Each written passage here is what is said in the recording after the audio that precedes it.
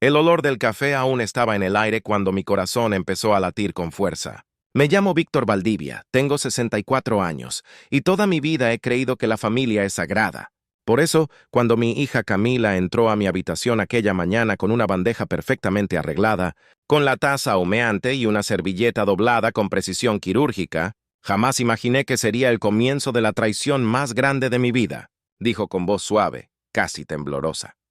Papá, tómalo como una señal de reconciliación. Lo que no sabía era que, en 5 minutos, estaría marcando el 911 con los dedos entumecidos mientras mi visión se apagaba.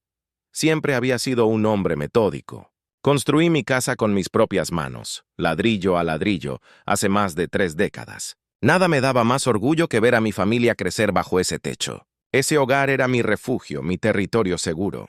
Camila lo sabía. Y quizá por eso eligió envenenarme allí, en el único lugar donde jamás bajaba la guardia. Aquella mañana era gris, como si el cielo presintiera lo que iba a pasar. Ella sonreía, pero sus ojos no. Ese fue el primer detalle que ignoré. Tomé la taza con ambas manos, como solía hacerlo cuando ella era niña y me llevaba café los domingos. El calor de la cerámica era familiar, casi reconfortante. Un aroma dulce y engañoso llenó mis pulmones. 2 de azúcar y un chorrito de crema, como siempre, dijo. Lo dijo con la voz de la niña que una vez me idolatró, pero ya no era esa niña. No lo supe entonces, pero en ese instante, el veneno ya estaba entrando en mi cuerpo. El primer sorbo fue amargo, no como el café mal preparado, sino como un mal presentimiento que se te instala en el estómago sin aviso. Miré su rostro.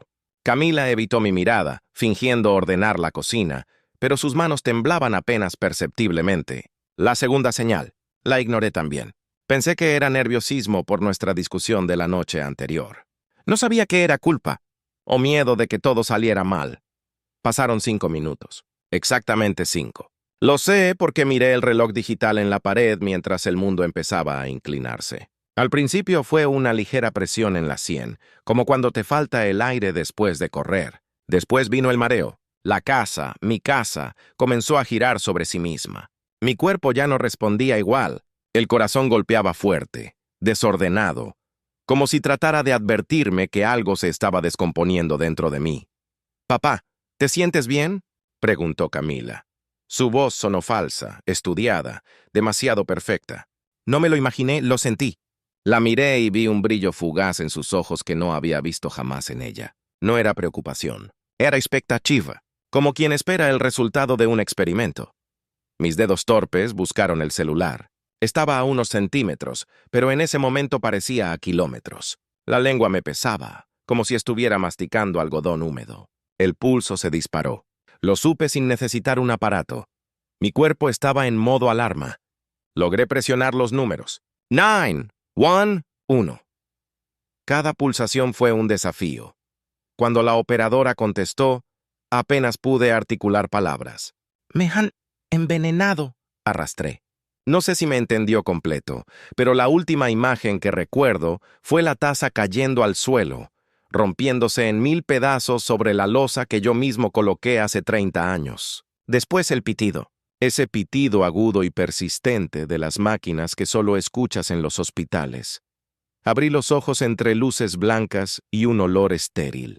Tubos en mi brazo, un oxímetro en mi dedo y un monitor que marcaba cada latido como si me recordara que seguía vivo. Frente a mí un hombre de bata blanca y rostro firme, el doctor Murillo. Lo primero que dijo no fue un saludo. No fue «estás a salvo». Fue «señor Valdivia». Esto fue deliberado. Esas palabras no solo me perforaron el pecho, encendieron algo dentro de mí, algo frío, filoso. Yo no iba a ser la víctima perfecta. No esa vez. Mientras el pitido del monitor se sincronizaba con mi respiración, lo supe. No fue un accidente, no fue un error. Alguien, mi propia hija, había cruzado una línea sin retorno. Y yo iba a descubrir la verdad, pieza por pieza, hasta verla caer con la misma frialdad con la que me sirvió ese café. Ese día, en esa cama de hospital, nació otra versión de mí. No el hombre confiado que creía que la familia era intocable, sino uno que entendería el veneno, la traición y la justicia como nadie. Y mientras el doctor seguía hablando, yo ya había hecho mi primera promesa silenciosa. Esto no se va a quedar así. La mañana en que desperté en el hospital, con el sabor metálico todavía pegado a la lengua, comprendí que lo que me habían arrebatado no era solo salud. Me habían arrebatado la certeza de sentirme seguro en mi propio hogar. Me llamo Víctor Valdivia, tengo 64 años, y durante décadas fui un hombre de trabajo, de principios firmes, de esos que levantan algo desde la nada. Construí mi empresa de mantenimiento industrial, compré mi terreno cuando apenas tenía 29 años, y levanté con mis propias manos la casa donde crié a mi hija. Camila creció viéndome trabajar hasta tarde, viendo cómo cada ladrillo representaba un sacrificio. Esa casa, mi refugio, hoy ya no significaba lo mismo.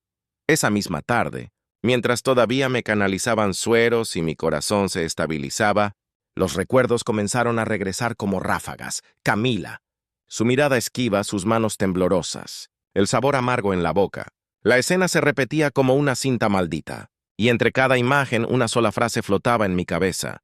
Esto fue deliberado. Las palabras del doctor Murillo eran como un eco constante. No era un accidente. No era una coincidencia. Alguien quiso que yo no me levantara de esa silla. La policía llegó para hacerme las primeras preguntas. No tenían idea de la tormenta que se estaba gestando.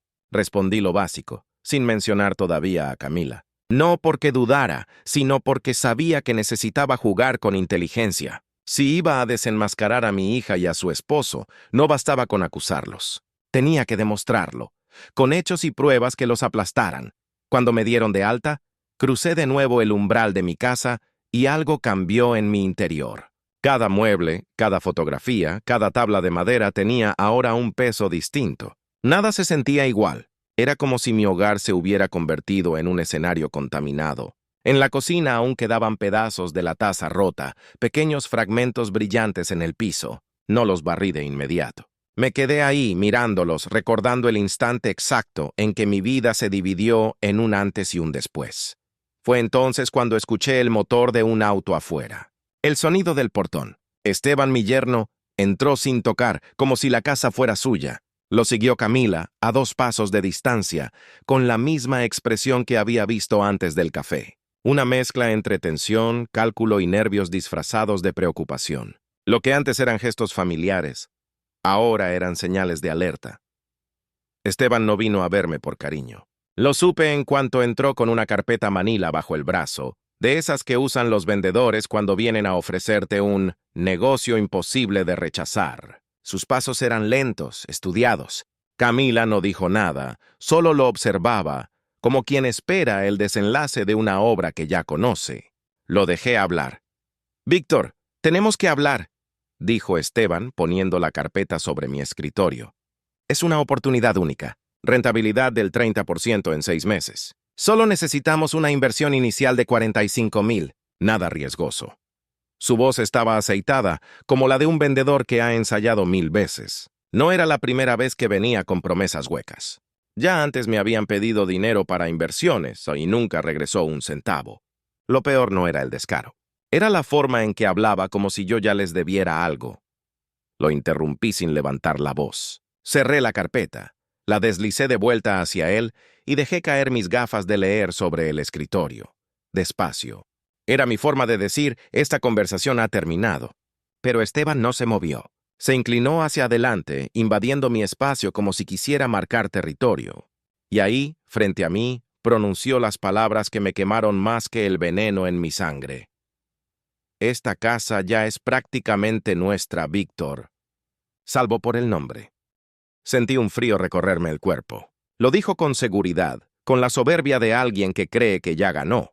Lo miré a los ojos. En ese instante comprendí que no solo habían querido envenenarme. Querían mi vida entera, mi casa, mis bienes, todo lo que construí. Camila no lo negó, no dijo nada. Su silencio fue su complicidad más clara, y fue entonces cuando algo dentro de mí se endureció. Si habían jugado con mi confianza, no sabían con quién estaban tratando. Esteban seguía frente a mí, inclinado sobre el escritorio, como si ya fuese el dueño de todo. En sus ojos no había duda, solo cálculo. Camila permanecía a un costado, con los brazos cruzados, como si no reconociera la gravedad de lo que su esposo acababa de decir. Durante toda mi vida enseñé a mi hija que lo que se construye con sacrificio se respeta, Pero en ese momento comprendí que esa lección se había perdido en algún punto del camino. Habían pasado de pedirme ayuda a reclamar mi esfuerzo como si les perteneciera por derecho. Fue en ese instante cuando supe que ya no estaba frente a mi familia, estaba frente a dos depredadores que me consideraban un obstáculo. «Esta es mi casa», dije con voz baja pero firme. «Yo la construí, yo la pagué, y ustedes han vivido aquí sin pagar un solo centavo durante 2 años». Esteban arqueó una ceja y sonrió con un cinismo que me dio náuseas. «Nos encargamos de todo aquí». «Víctor», respondió dando un paso más cerca, «el jardín, la cocina, cuidarte. Esta casa ya es nuestra en todo menos en el papel». Sus palabras cayeron como agua helada. Camila no lo interrumpió, no lo contradijo. Bajó la mirada, pero no era vergüenza lo que había en sus ojos. Era resignación. O complicidad. Me levanté de la silla, y el rechinido de las patas sobre la madera fue como un disparo seco en medio de la sala. La tensión era tan densa que podía respirarse. «No confundas tu comodidad con propiedad», dije. «Esta casa no es de ustedes, ni hoy, ni mañana». Camila golpeó la mesa con la palma abierta. No fue violento, pero sí lo bastante fuerte para hacer vibrar la lámpara de escritorio. Su rostro, antes sereno, se transformó en una máscara de enojo contenido.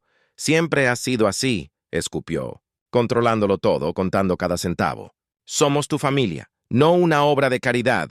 Ese familia sonó hueco, como si ya no significara nada. En ese instante se me vino a la cabeza la cifra que les había prestado el año anterior, $30,000. Dinero que desapareció sin explicación alguna. Cuando pregunté, me dieron evasivas. Cuando insistí, se ofendieron. Hoy comprendía por qué. Jamás pensaron devolverlo.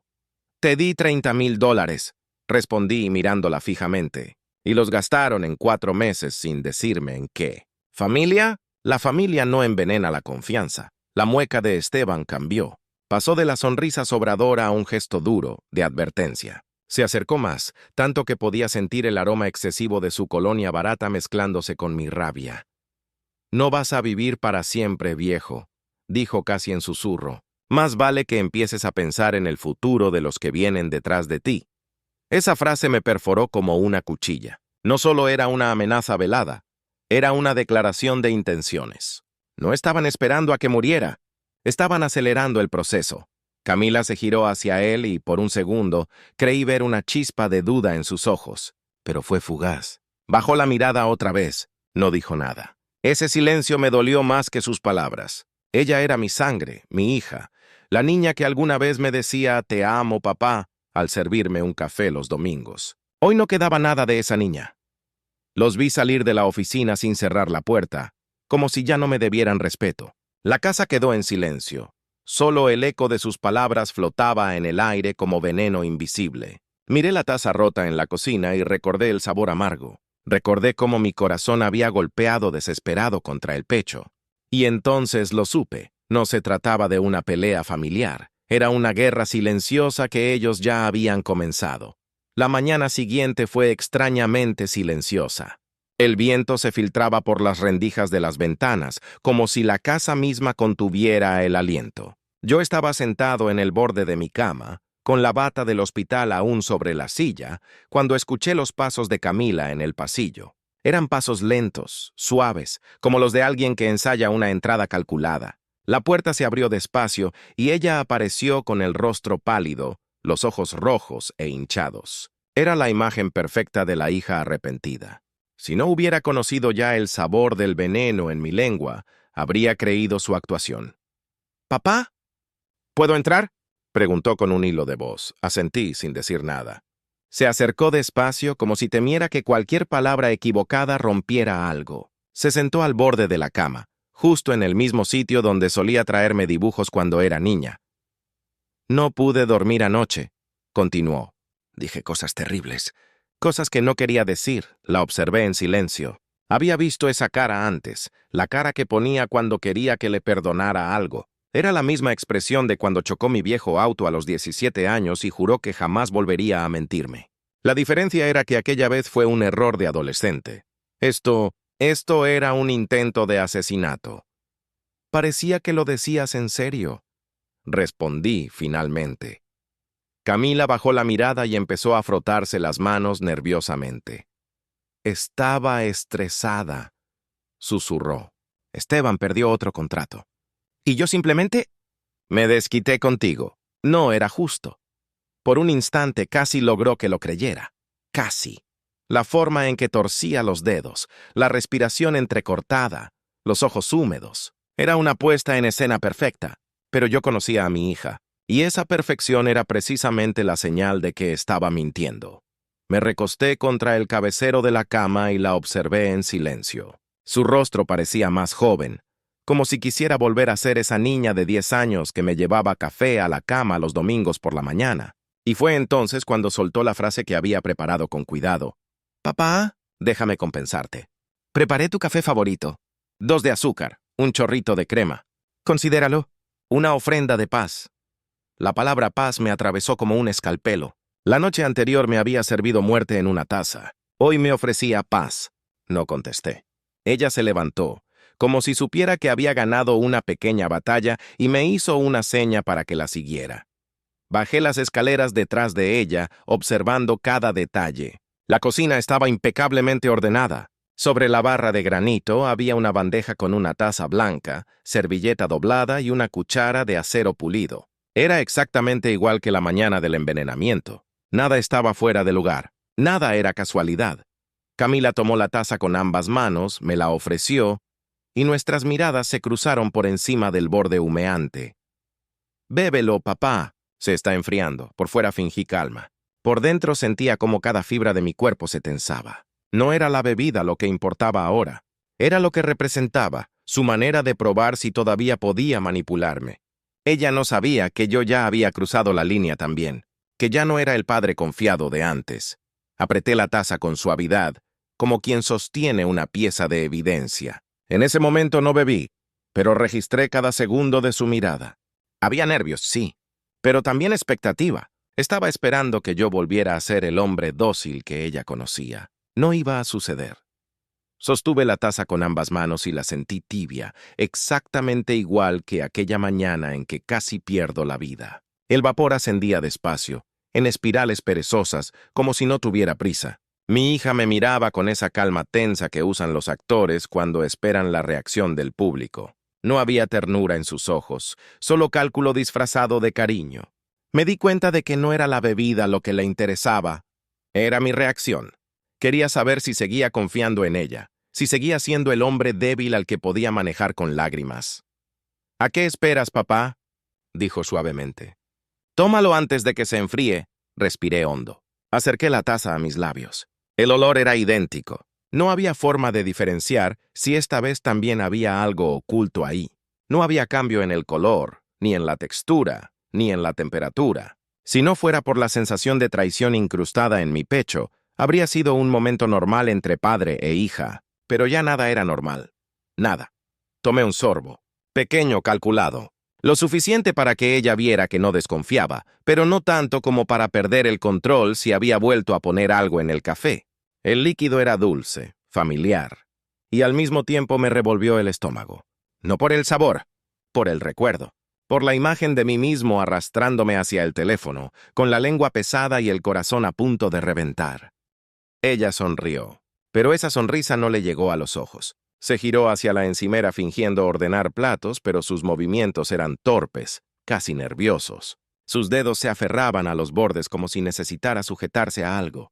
Entonces lo noté. No estaba tranquila. Esperaba. Contaba los segundos. Lo había hecho antes. Me apoyé en el respaldo de la silla, fingiendo normalidad.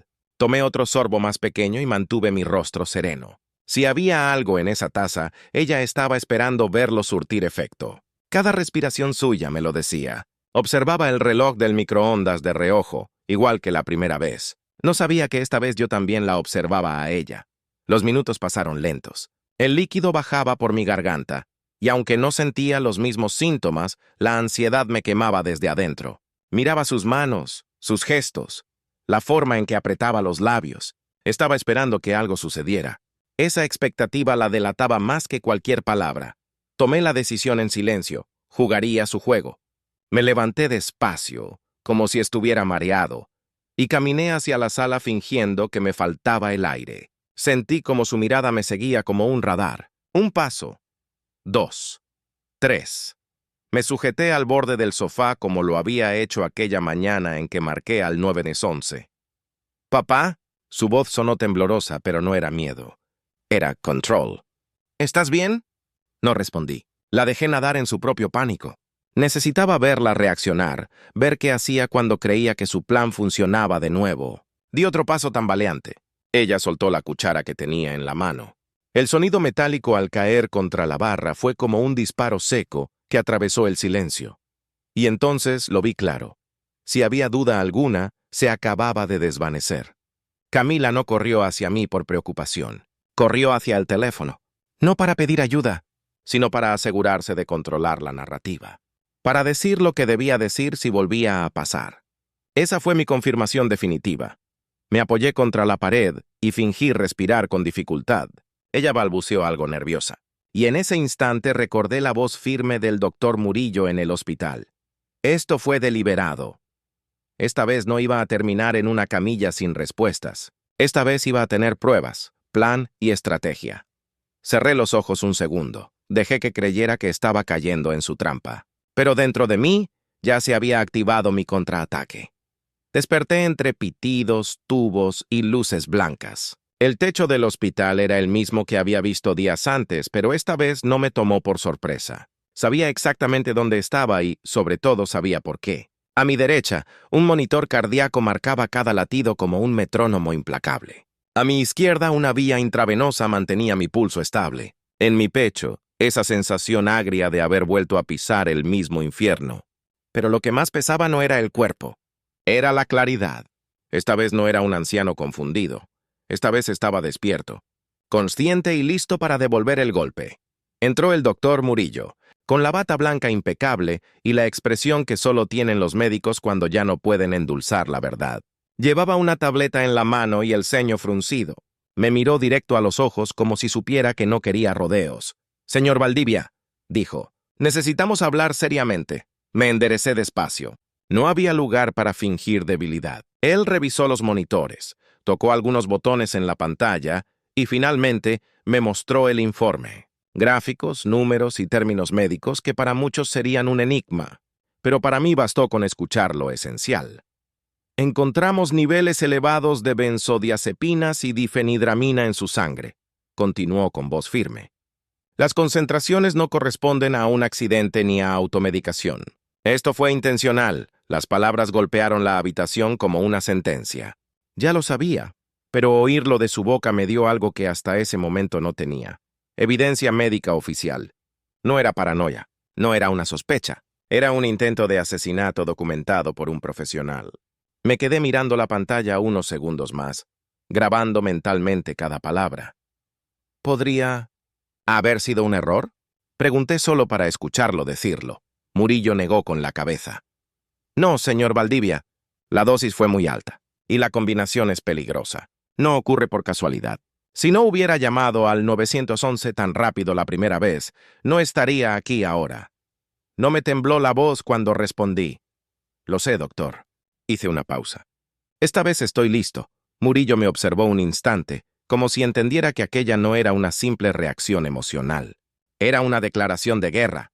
Debo informarle, agregó, que por protocolo, cuando existe una sospecha clara de intoxicación deliberada, tenemos que reportarlo a las autoridades. Esa frase encendió una chispa fría en mi pecho. Yo mismo lo iba a reportar, pero ahora no estaría solo. El hospital sería parte de la historia. Tendría informes médicos, fechas, hora exacta, concentración de las sustancias, pruebas que ningún abogado podría borrar. Necesito tiempo, doctor, dije con calma. No quiero señalar a nadie hasta estar completamente seguro. Lo entiendo, respondió él y bajó la voz. Pero sepa que lo que le hicieron no tiene vuelta atrás. Cuando se fue, la habitación quedó en silencio salvo por el bip. Bip del monitor. Cerré los ojos un instante y dejé que el dolor se convirtiera en determinación. Ya no era una víctima. Era un hombre que conocía el veneno que corría en sus venas y sabía exactamente de dónde venía. Esa noche, mientras el suero descendía gota a gota, Tracé en mi mente el primer paso de un plan que no dejaba espacio a la improvisación. Reunir pruebas, armar mi defensa y derribar a los dos que me traicionaron bajo mi propio techo. Esta vez no huiría de la oscuridad. La enfrentaría con luz y documentos. A la mañana siguiente, justo cuando el sol apenas comenzaba a filtrarse por las persianas de la habitación del hospital, escuché el crujido de la puerta al abrirse. Reconocí esos pasos al instante.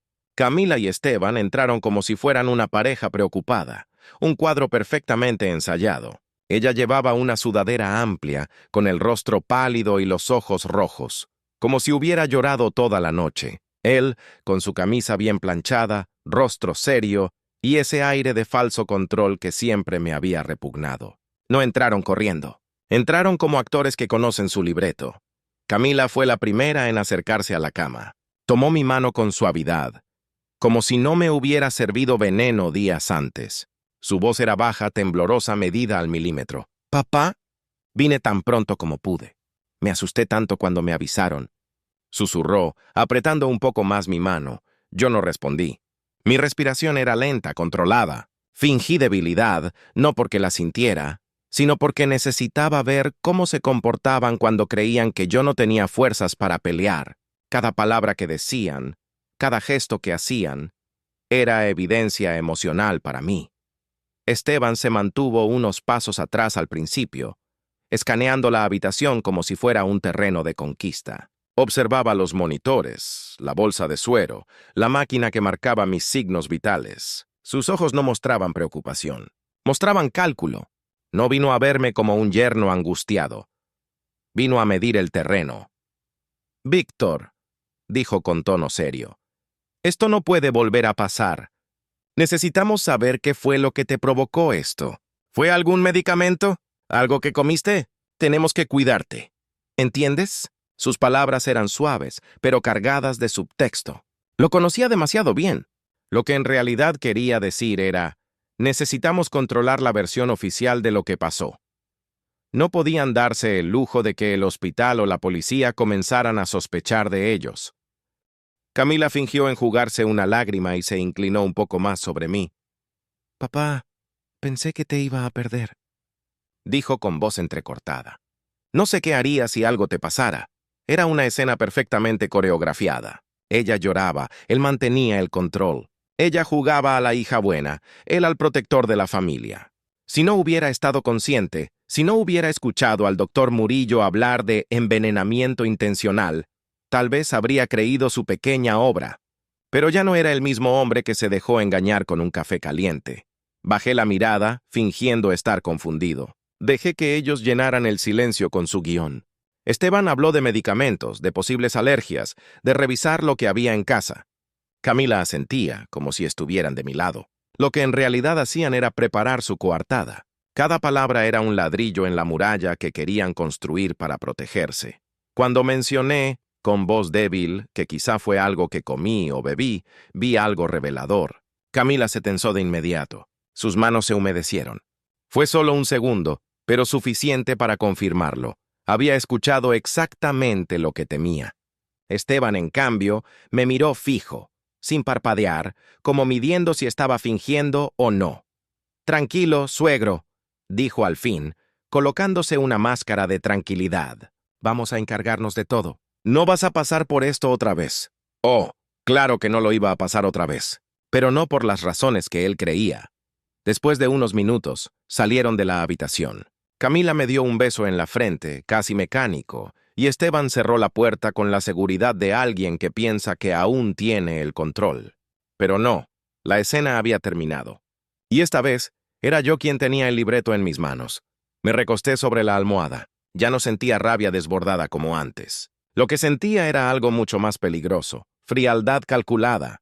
No iba a gritarles ni denunciarlos sin pruebas. Los iba a dejar hablar, moverse, confiarse. Y luego, los iba a destruir con cada palabra que ellos mismos dijeran.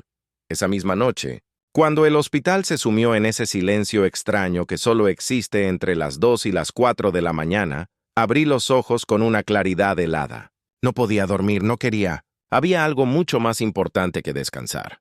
Preparar mi contraataque. Ya no estaba enfrentando una simple decepción familiar.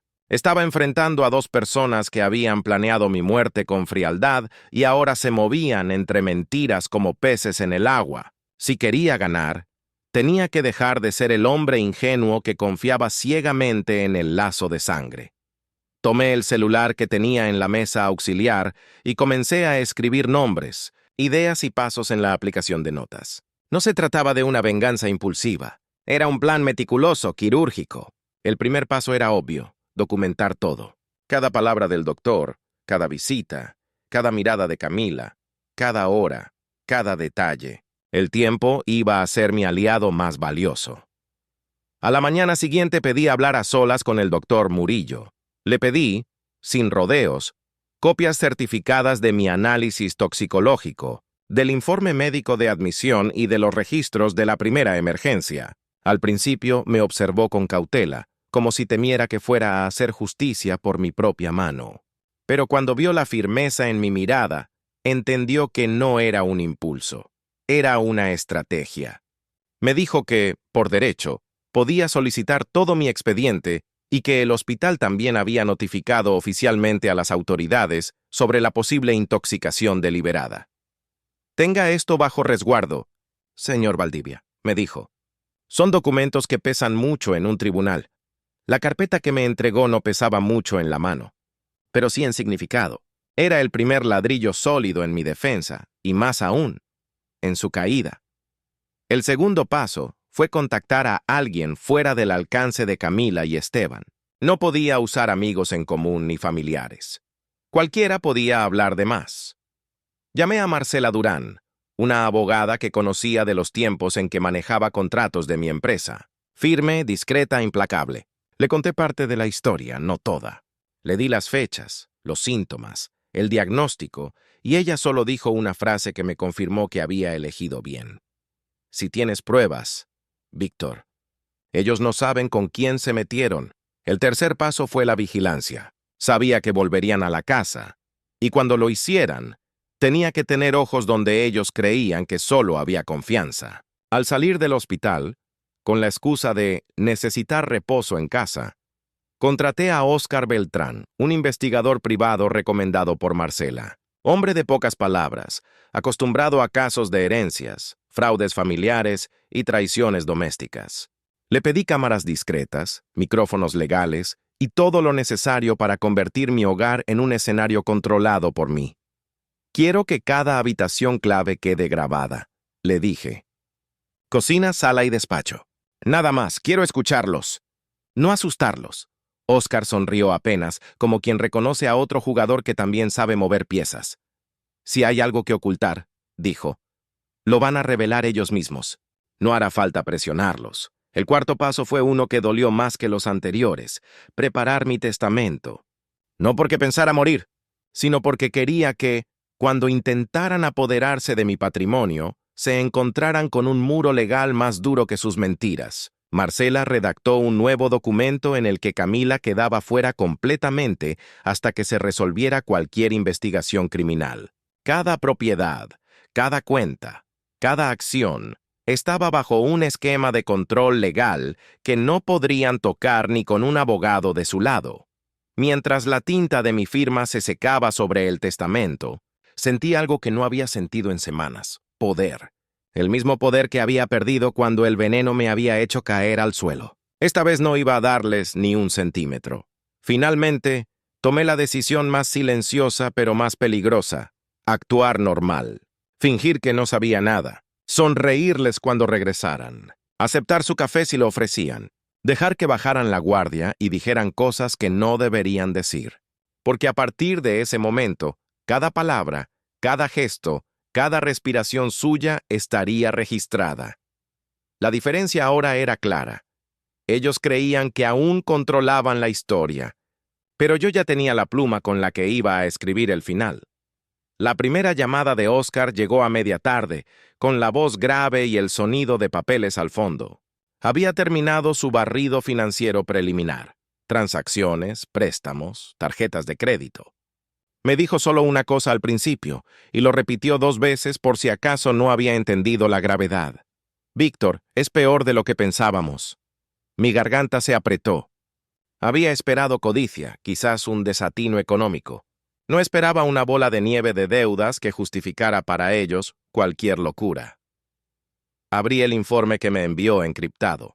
Números, fechas y acreedores aparecían como una sentencia. 95,000 en préstamos de empresas fallidas a nombre de Esteban. 48,000 en tarjetas de crédito. 37,000 a prestamistas privados con tasas criminales. Más líneas pequeñas de crédito que sumaban como un abismo. Camila tenía sus propias cuentas también al rojo. 32,000 en tarjetas. Óscar había hecho cuentas rápidas, y el total aproximado era cercano a los $200,000. La cifra me golpeó en el estómago con la fuerza de una noticia que explica los motivos más oscuros. Lo que para muchos sería solo un número, para mí fue la llave que abrió toda la verdad. No lo hicieron por odio, lo hicieron por necesidad. No justificaba sus actos, pero explicaba la frialdad con la que habían planeado y la urgencia de su mirada cuando creyeron que mi muerte les resolvía la vida. Pensé en las noches en que me preguntaron por inversiones, en las promesas vacías que venían con carpetas manila y sonrisas. Todo encajaba ahora en un patrón espantoso. Óscar añadió algo más que me heló. Había contactos con prestamistas privados que ejercían presión con llamadas nocturnas, con remitentes anónimos, con amenazas veladas. El préstamo de 37,000 estaba pendiente de ejecución. Si no conseguían liquidez pronto, perderían todo. Coches, negocios, la esperanza de rehacerse. En su lógica, ser dueño de mi casa, o la promesa de herencia, era el atajo perfecto. La vileza del cálculo me hizo sentir aún más traicionado. Me habían convertido en una mercancía. Marcela, la abogada, me explicó las opciones legales con una frialdad profesional que reconfortaba. Congelar activos, registro de deudas, demandas preventivas y la vía penal en caso de pruebas de coacción o conspiración. Cada medida costaba dinero, sí, pero también garantizaba que la pelota rodara en una dirección que ellos no controlarían. Yo ya no era un viejo impotente.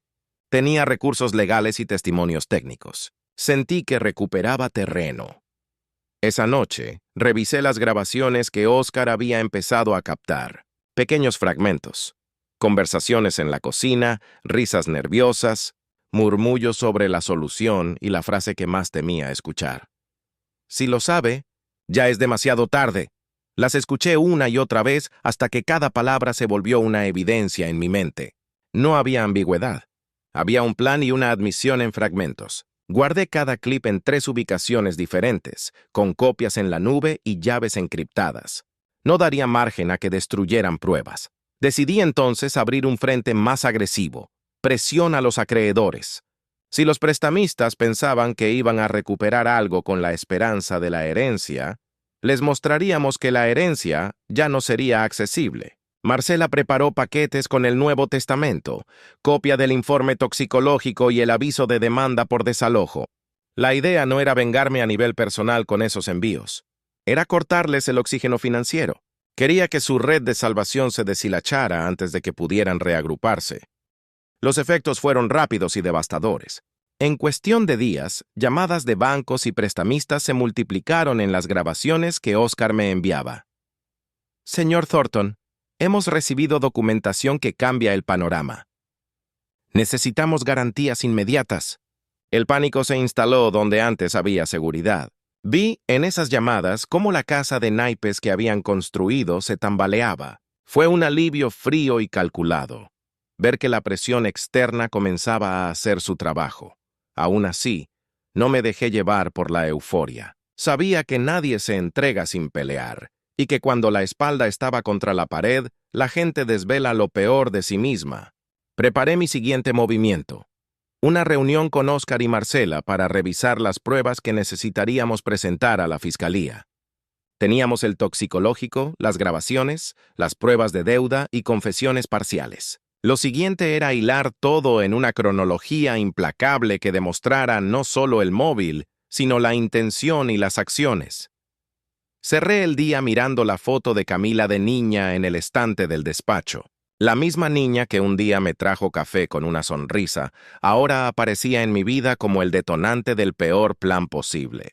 Sentí tristeza por lo que había perdido, pero también una determinación muy clara. convertir ese dolor en una evidencia que el tribunal no pudiera ignorar. Mañana sería día de recopilación final y de preparar las entregas a la fiscalía. Entré a mi casa con la sensación de alguien que vuelve a un territorio minado. Cada paso debía ser medido, cada gesto calculado. La carpeta con el Nuevo Testamento, las copias del toxicológico y los archivos cifrados estaban dentro de mi maletín, bajo llave. Tenía el plan claro, dejar que el tiempo y las pruebas hicieran su trabajo. Pero también sabía que necesitaba un momento que forzara la mano de ellos, una chispa que hiciera aflorar la verdad en sus propias reacciones. Dejé las luces bajas y encendí la transmisión en vivo de las cámaras solo en mi teléfono. Quería tener ojos, pero no quería que lo supieran todavía. Camila llegó a la casa poco después, con la cara de siempre, contrita, frágil, envuelta en ese atuendo de hija arrepentida. Esteban apareció 10 minutos después, más nervioso esta vez, casi transparente. No les dije nada. Les ofrecí café con voz cansada y les hice creer que volvía a ser el viejo que no tiene memoria de lo que le han hecho. Todo era parte del teatro. Los dejé hablar primero, ver cómo se movían, qué tema evitaban y cuál buscaban impulsar. Quería que fueran ellos quienes se entregaran por sus propias palabras. Mientras fingía distracción, abrí el cajón donde había dejado, por error, la carpeta con el Nuevo Testamento. La tapa sobresalía apenas, el membrete visible. Quería que la encontraran. Era un acto sutil de provocación, que la avaricia y la prisa hicieran el resto. No tardaron en mirar el papel. Primero Camila, con el gesto congelado, luego Esteban, con los ojos que se iban nublando. Fue en ese instante cuando comprendí que la revelación iba a romper su composición. ¿Qué es eso?, preguntó Esteban, tratando de sonar despreocupado, aunque su voz le traicionó. Nada importante, contesté con calma. Solo papeles viejos, pero sus manos ya temblaban. Camila se acercó. Tomó la esquina del documento y lo hojeó con dedos que buscaban algo que justificar. Vi en su rostro el desmoronamiento silencioso. No hubo gritos. No fue una escena grandilocuente. Fue un colapso pequeño y cotidiano que me decía más que cualquier confesión. Habían pensado que mi patrimonio iba a ser suyo y no podían creer que ya no fuera accesible. Luego vino la confrontación directa. Esteban, intentando recomponerse, alzó la voz con un tono que pretendía ser razonable, pero que olía a amenaza. Tuve que pensar en la familia, dijo. Tenemos deudas, Víctor. Pensábamos que esto iba a arreglar todo. Su cara se endureció. No sabíamos que harías algo así. La palabra así era un intento de reducir la gravedad de su plan, como si el envenenamiento fuera una medida excusable dentro de una emergencia económica. Le miré sin alterarme. Todo su intento de justificarse solo dejó en evidencia lo calculado de sus actos. Le hablé con calma, cada palabra medida. Le recordé los préstamos, las llamadas de acreedores, las cifras que Óscar había documentado. Le hablé de los mensajes, de las promesas vacías. Le hablé sobre todo de la taza rota en el piso. Vi cómo el color se le escapaba de la cara, y su sonrisa de vendedor se diluía en impotencia. Camila trató entonces de inmolarse en lágrimas y arrepentimiento. Se arrodilló en la cocina y dijo, «Papá, yo no quería...».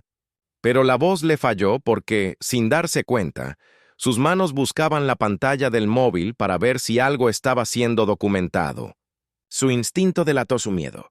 En ese gesto vi la confesión que no dijo con palabras. Fue el momento en que su máscara se resquebrajó del todo. No hice el papel del justiciero desatado. Respondí con frialdad y legalidad. Le dije que todo lo que habían hecho ya tenía testimonio médico, grabaciones y un Nuevo Testamento que dejaba claro que ni un centavo tocarían.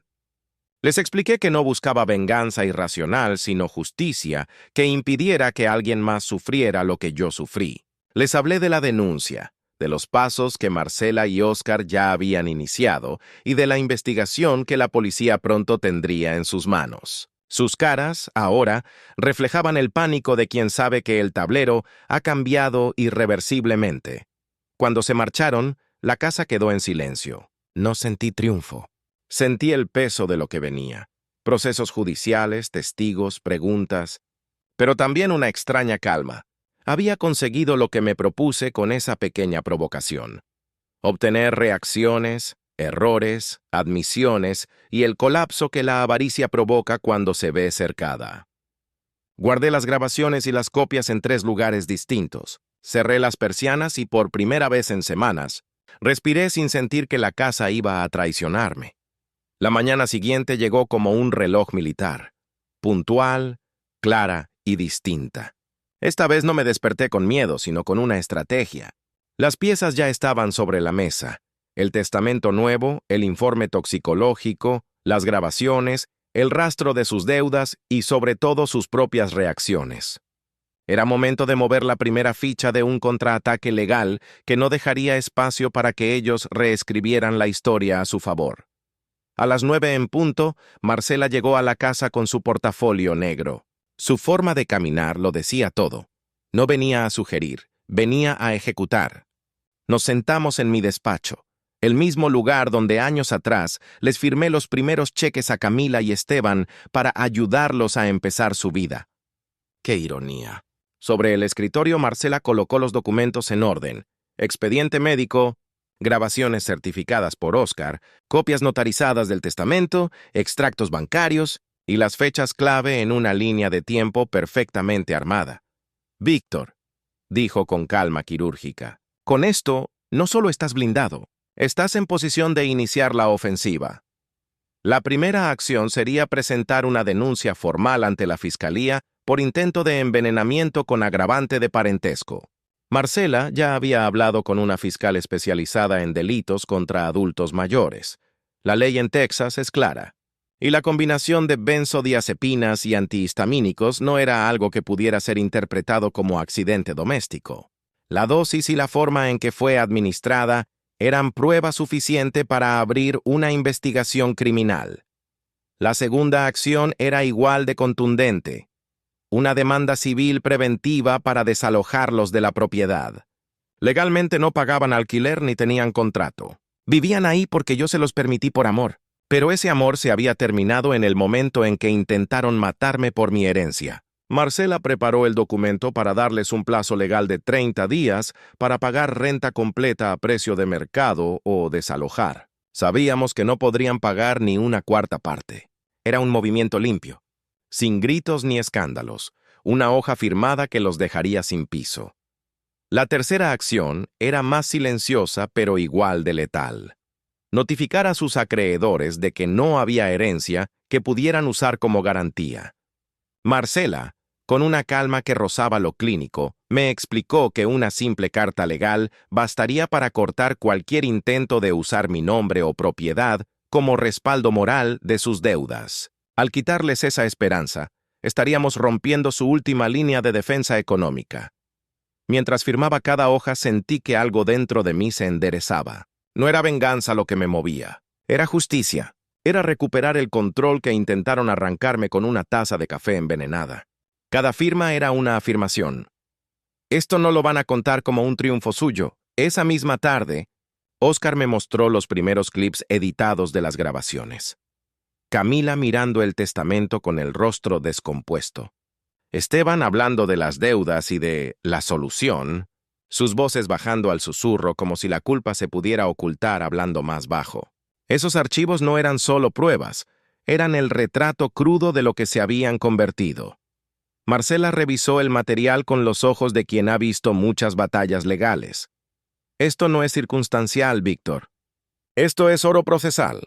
Si ellos intentan impugnar el testamento, si intentan manipular tu credibilidad, esto los destruye en 5 minutos frente a un juez. El último paso del día fue programar la firma notarial del paquete legal para la Fiscalía. No iba a correr riesgos con cadenas de custodia ni con lagunas procesales. Todo quedaría registrado y sellado. Si ellos pensaban que podían presentarse como hijos preocupados, se iban a estrellar contra una montaña de evidencia incontestable. Esa noche no sentí miedo. Sentí el peso exacto de una guerra que ya no me obligaba a jugar a la defensiva. La diferencia era abismal. Antes yo era la presa. Ahora ellos eran los que estaban cercados. Cerré la puerta del despacho, guardé las copias en la caja fuerte y, por primera vez en mucho tiempo, dormí profundamente. La mañana de la audiencia preliminar amaneció con un silencio raro, pesado, como si toda la ciudad respirara más lento. Me levanté antes de que sonara la alarma, vestí un traje gris oscuro, el mismo que usé en la inauguración de mi empresa hace 20 años, y me miré al espejo. No vi a un viejo quebrado por la traición. Vi a un hombre que había sobrevivido y que estaba listo para poner las cartas sobre la mesa frente a un juez. Marcela llegó puntual, como siempre. Sus palabras fueron breves. Hoy no venimos a pelear, venimos a mostrar la verdad. El edificio de tribunales olía a madera encerada y café rancio. El pasillo, frío como quirófano, me recordó por un instante a la sala del hospital donde abrí los ojos después de tomar ese café envenenado. Pero esta vez no estaba solo. A mi lado, Marcela y Oscar. Al frente, la fiscal con la carpeta rotulada. Intento de envenenamiento. Víctor Valdivia. Camila y Esteban llegaron unos minutos después. Ella con la cara demacrada, los ojos hinchados. Él con la mandíbula apretada y ese aire de superioridad que usaba cuando creía poder salirse con la suya. Pero esta vez no estaban en mi casa, ni en la cocina, ni frente a una taza de café. Estaban frente a la justicia, en un terreno que ya no podían manipular. La fiscal comenzó presentando el informe toxicológico del hospital. Dosis 3 veces superiores al nivel terapéutico, combinaciones imposibles de atribuir a accidente y la declaración médica de que aquello había sido deliberado. La jueza frunció el ceño apenas escuchó esa palabra. Luego Marcela entregó la carpeta de grabaciones. Fragmentos de sus conversaciones sobre deudas, sobre la solución, sobre lo que pensaban hacer después de mi muerte. Cada palabra estaba fechada, sellada y registrada legalmente. Esteban se removía inquieto en su silla. Camila bajaba la cabeza. Sus abogados intentaron objetar, pero la jueza no los dejó avanzar mucho. La evidencia era sólida como una pared de concreto. Luego vino el testamento notariado, actualizado y sellado. Quedaba claro que no solo no heredarían nada, sino que mi patrimonio había sido trasladado a una fundación, blindándolo legalmente. La avaricia había dejado de tener terreno donde crecer. Cuando la jueza les dio la palabra, Esteban intentó el juego de siempre. No fue un crimen, fue un error, una confusión, un malentendido familiar, pero sus palabras ya no tenían el peso de antes. Esta vez no era yo quien dudaba, era él quien balbuceaba frente a una montaña de pruebas.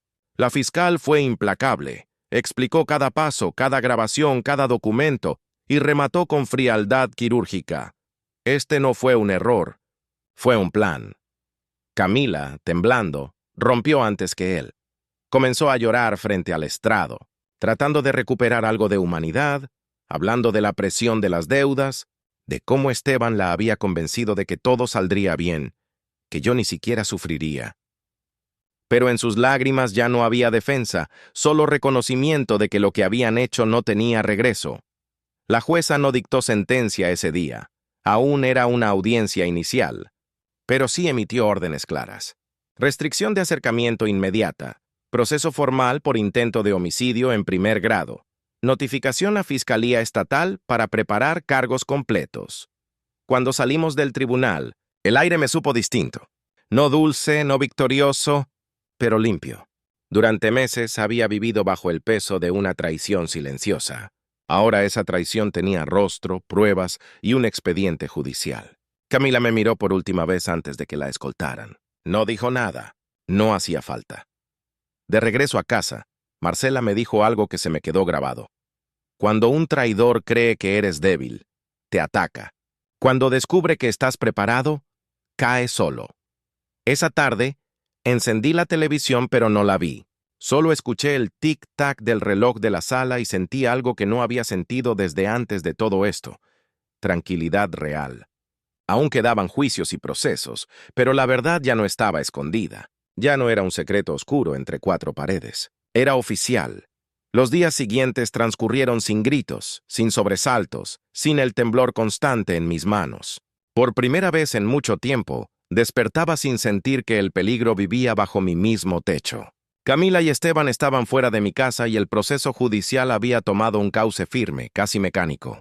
Cada llamada que recibía ya no era una amenaza velada ni una súplica manipuladora. Eran abogados, fiscales y funcionarios notificándome avances reales. Vendí la propiedad donde casi me matan. No lo hice por venganza, sino porque ya no podía caminar por esos pasillos sin recordar el olor del café, el mareo, la caída. Las paredes hablaban, y lo que decían no eran cosas buenas. El dinero de la venta no fue para mí. Lo destiné, como había planeado desde el hospital, a una fundación que apoyaba a víctimas de abuso y violencia familiar. Cada dólar que alguna vez imaginaron robarme se transformó en una herramienta para proteger a otros. Me mudé a un apartamento más pequeño, en el centro, con ventanas grandes y un silencio distinto, no de soledad, sino de libertad. Tenía mi cafetera nueva, mi silla de lectura junto a la ventana y un reloj que marcaba la hora exacta sin recordarme el pasado. Ahí, sentado con una taza humeante en la mano, esta vez preparada por mí, entendí que la justicia no siempre suena como un trueno. A veces suena como un suspiro de alivio. Camila fue sentenciada meses después. No fui a todas las audiencias, pero sí a la última. No para regodearme, sino para cerrar un capítulo. Vestida con un uniforme carcelario, temblaba al escuchar su condena.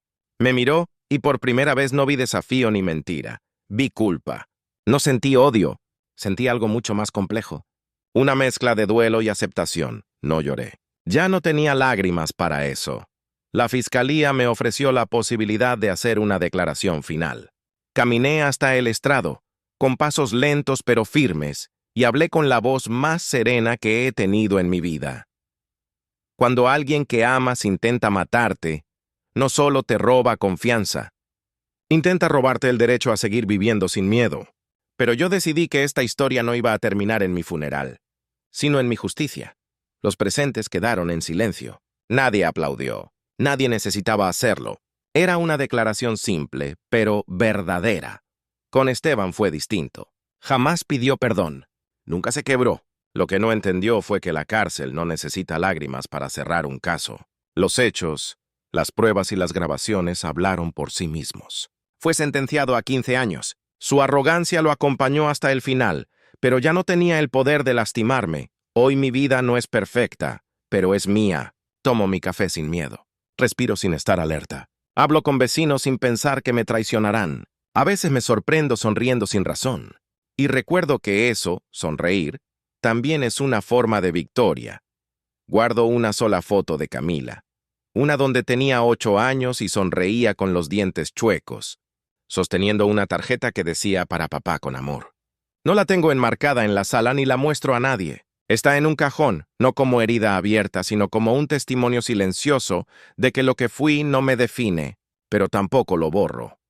Esa noche, al cerrar la ventana de mi nuevo hogar, el reloj marcaba las 10. El viento de Austin soplaba suave. Pensé en lo lejos que había llegado desde aquella mañana en que una taza de café casi me roba la vida. Pensé en todo lo que sobreviví, y entonces sonreí. Porque no ganaron ellos. Gané yo. Fin. 60. Cierre emocional, plus mensaje final para el espectador. Si esta historia te conmovió, deja tu like, comenta la hora en que llegaste y suscríbete para escuchar más historias como esta. Y recuerda, a veces la justicia no grita, pero siempre llega.